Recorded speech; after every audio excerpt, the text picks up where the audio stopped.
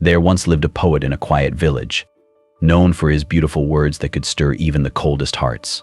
His poems, written with care and purpose, carried deep meanings that reflected the truths of life. Yet, despite the admiration he received, the poet felt incomplete, as though the wisdom he sought in his words remained just beyond his grasp. One evening, while walking by the river, he came across an old, worn-out man sitting under a willow tree.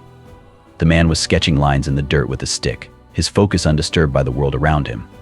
The poet, curious, approached him. "Good evening," the poet greeted. "What are you drawing?" Without lifting his gaze, the old man replied, "I am not drawing, but writing. These marks are words, but only those who know how to listen can read them." Intrigued, the poet sat beside him. "I have spent my life crafting words that people understand, yet you speak of words meant to be heard, not seen. How does one learn this art?" The old man smiled gently. "True wisdom does not live in the words themselves, but in the silence between them.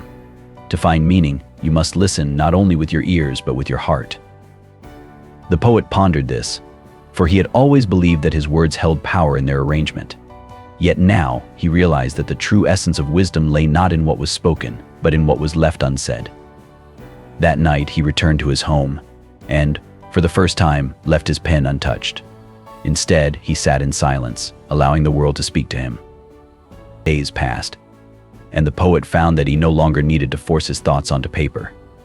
When he did write, the words flowed naturally, not for the sake of beauty, but because they carried the wisdom he had quietly absorbed.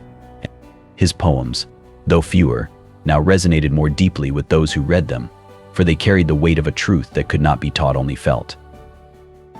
The poet realized that wisdom, like the old man by the river, is often quiet and unassuming. It doesn't announce itself but waits patiently for those willing to listen. And so, with each stroke of his pen, the poet found himself walking the path to wisdom, not through words alone, but through the space between them.